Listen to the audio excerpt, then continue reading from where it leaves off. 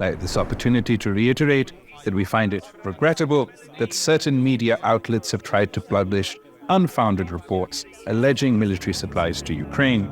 Since the war began, we have not concluded any agreement for defense supplies to Ukraine, keeping in view our principled, consistent, and non-partisan position. Thank you, comrade. For more than a year, Pakistani officials have repeatedly denied the presence of Pakistani arms in Ukraine. Soch investigated and found their denials to be false and misleading. Soch explains Pakistani arms in Ukraine. On 17 September 2023, The Intercept, an independent media organization renowned for its investigative journalism, published a story titled "US helped Pakistan get IMF bailout with secret arms deal for Ukraine. Leaked documents reveal." The story, authored by journalists Ryan Grimm and Murtaza Hussain, made several claims. First, since the removal of Imran Khan's government in April 2022, Pakistan has sold the United States hundreds of millions of dollars of weapons that were then sent by the United States to Ukraine to help their fight against Russia. Second, that sale of these weapons helped Pakistan secure the $3 billion standby arrangement with the IMF in July 2023. In response, Pakistan's Foreign Office spokesperson Mumtaz Baloch denied the contents of the story and stated that Pakistan is neutral and has never supplied any arms to Ukraine. In a recent interview, Pakistan's interim Prime Minister Anwarul Haq Kakar doubled down on this denial, saying that if any Pakistani munitions were found on the battlefield in Ukraine, those could only have gotten there via the black market. "We have not gone for any sale which was directly intended for the Ukraine, not any sort of transactions, even through a third party," he said. A similar position was expressed by Bilawal Bhutto, who went on to say, "We find it regrettable that certain media outlets have tried to publish unfounded reports alleging military supply to Ukraine." While denying that there were any Pakistani arms in Ukraine, the Foreign Office admitted in a press release on 18 September 2023 that any official exports would have listed the end user and purpose of purchase. This will be very important later on. The question of whether or not Pakistan is supplying arms to Ukraine is embedded in the larger controversy of whether Imran Khan's so-called aggressively neutral position regarding the war in Ukraine led the US to support his removal from office. It also comes at a time when American public opinion is increasingly divided over the scale and extent of US financial and military support to Ukraine and the overwhelming focus of the Biden administration on the war. Team Soch decided to investigate and quickly found that, contrary to the denials made by Pakistani officials, large quantities of Pakistani arms have in fact been sent to Ukraine via the United States. Note that all the data you're about to see in this video is from publicly available sources, and that all the transfers documented in this video took place through legal channels, so you can verify our findings for yourself. While the sales of arms by Pakistan destined for Ukraine have not been reported in the Pakistani media or really even in the international media, the first pieces of evidence were not hard to find. All legal exports made through official banking channels are recorded by the State Bank of Pakistan and are documented on the State Bank's website. So if Pakistan exported hundreds of millions of dollars of weapons to Ukraine, it would show up in the State Bank's trade data, and that's exactly what happened. Analyzing the trade data available on the SPB website, we quickly found an unprecedented and previously unreported surge in weapons exports from Pakistan to the United States starting in the latter half of 2022. Let's start by examining the data. Between fiscal year 2004 and fiscal year 2022, Pakistan's total arms exports amounted to $423 million. However, in 13 months, from July 2022 to July 2023, arms exports recorded by the SPP were over $430 million. This means that Pakistan has exported more arms in 13 months than it has in the 18 years prior to it. Let's look at the data more closely. In fiscal year 2022, Pakistan exported about $13 million of weapons. In the month of February 2022, when the war in Ukraine began, Pakistan's arms exports were $509,000. In April 2022, when the PTI government was replaced by the PDM coalition, Pakistan's exports were $1.1 million. But by August 2022, arms exports had shot up to $30 million for the month, and by January 2023, arms exports were almost $75 million. Breaking from the past, the recent surge in arms exports is composed almost entirely of arms exports to the United States. In fiscal year 2022, Pakistan exported less than $1 million of arms to the US. In fiscal year 2023, we exported over $355 million. If we include July 2023, the figure rises to $370 million. So just by looking at publicly available state bank data, we know that Pakistani arms sales increased dramatically since the beginning of the war on Ukraine. We also know, consistent with the reporting in The Intercept, that the majority of these weapons were sold to the United States. But what exactly did they buy? To answer that question, we need to look at the HS codes associated with the goods exported to the United States. HS codes are numerical tags used to identify goods in trade data, and their description may be found online, including on the FBR website. Looking at the data, the $370 million spike in exports mainly falls under two HS codes. The first code is HS 9306, which is basically explosives and explosive ammunition, such as artillery shells. And the second is HS 9302, firearms and their ammunition, such as handguns and bullets. In the past, our exports to the US in these categories were non-existent, and the US never really purchased any of these items from us. So why would the US all of a sudden start buying large quantities of explosives and ammunition from Pakistan?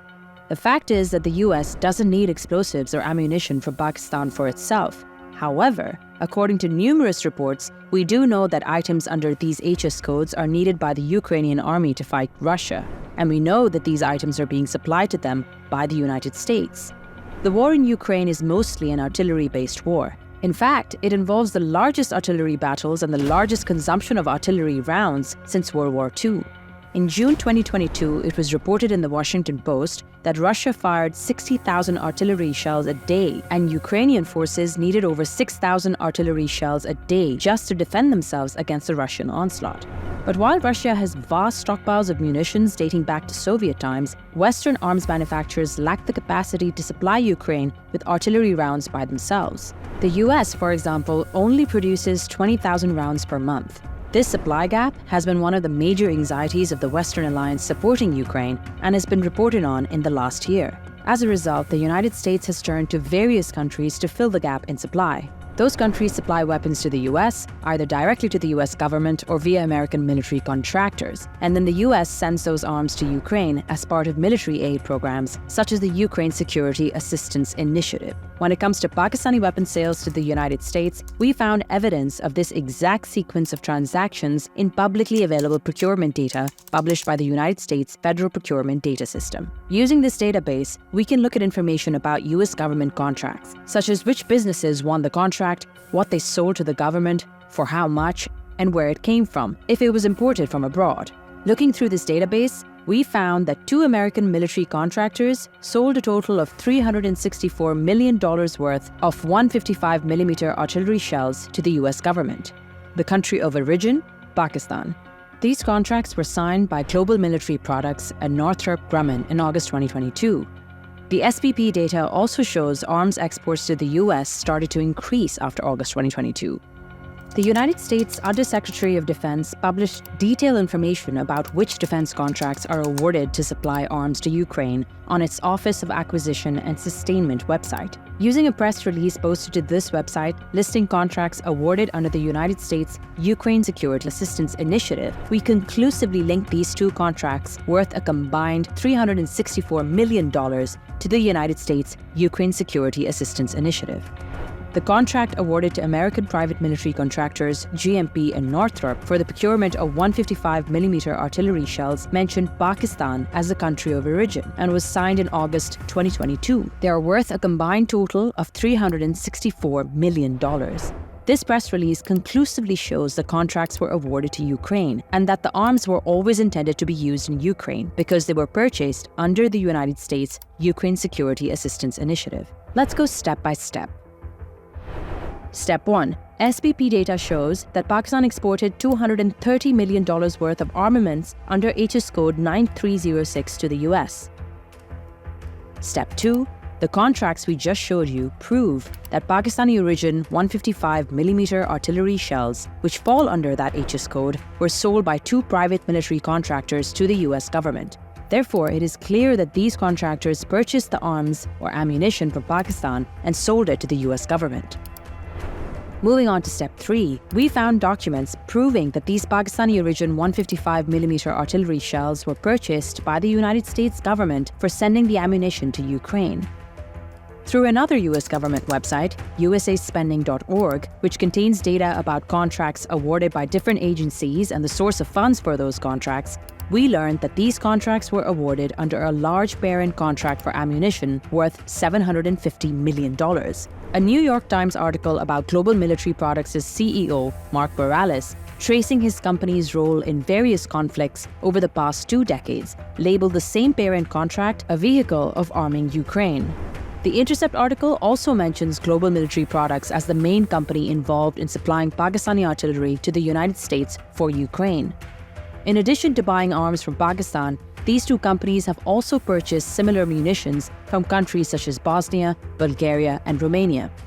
In short, munitions originating from all of these countries were purchased by these 2 major military contractors, which then sold the same munitions to the US government under the Ukraine Security Assistance Initiative. And the US government, in turn, sent the same munitions to Ukraine and provided the Ukrainians with enough military rounds to keep up the fight with the Russians. In the case of Pakistan, most of the weapons sold to the United States for use in Ukraine come from the Pakistan Ordnance Factory, otherwise known as POF-VAH. Their website lists 155mm artillery and other weapons, and their products have been displayed at numerous trade shows such as Ideas and Savdex. As documented on both Twitter and Telegram, the same products produced by POF-VAH are now being used in Ukraine against the Russians. And after our investigation, we know how they got there.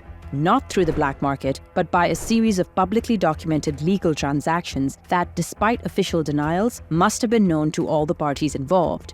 Ironically, while in the process of denying that there were any Pakistani arms in Ukraine, the Foreign Office spokesperson herself admitted that any official exports would have listed the end user. Pakistan की जो defence exports होती हैं उसके बड़े strict protocols हैं। उनके मुताबिक हमें जिसको हम एक्सपोर्ट करते हैं उसको एक एंड यूज़र सर्टिफिकेट देना पड़ता है कि वो किस मकसद के लिए हमसे असलहा ले रहे हैं। उसके बाद हम ये असलहा फ़रोख्त करते हैं और हमारी जो आर्म्स और एम्यूनिशन जो हमने इस दौरान एक्सपोर्ट्स हुई हैं उसमें हमने यूक्रेन को एक्सपोर्ट नहीं की। In other words, by her own admission, Pakistani officials must have known that the arms they were selling to companies such as Global Military Products were meant to be used in Ukraine. So now we know that the Foreign Office spokesperson and other officials have been repeatedly misinforming the public about Pakistani weapons transfers to Ukraine. In fact, even US and Ukrainian officials have been denying the presence of Pakistani arms in Ukraine. But why would they go to such lengths to deny the obvious? After all, these are not black market deals. All the transfers we've shown you here are legal, documented, and in the public domain. And it's not a matter of national security either. Russia is fully aware that there are Pakistani weapons on the battlefield, along with weapons originating in many other countries. In fact, many countries have maintained their neutrality by doing business with both Ukraine and Russia during the war, and have maintained diplomatic relations with both. What is clear is that over the last 2 years, the Biden administration's geopolitical calculations have been largely driven by the desire to defeat the Russians in Ukraine, and that American policy towards other countries have been determined by how useful they are to the war effort. Other considerations, such as democracy and human rights, have been irrelevant. At the same time, Biden's singular focus on the Ukraine war and the enormous sums of money spent by the US in pursuit of its war objective is under increasing scrutiny and criticism from his political opponents on both the left and the right. With the American presidential elections coming up at the end of 2024, it remains to be seen if the current US policy vis-a-vis Ukraine will continue. As such, when Bilawal, Foreign spokesperson Mumtaz Baloch, Prime Minister Kakar, and other Pakistani officials deny the transfers, they're not trying to hide anything from the Russians, but rather to prevent these deals from becoming public knowledge in Pakistan and the United States, as wider coverage and scrutiny of the arms transfers could raise difficult questions about the United States' influence over domestic policies in Pakistan, the means through which that influence is achieved, as well as who might stand to benefit.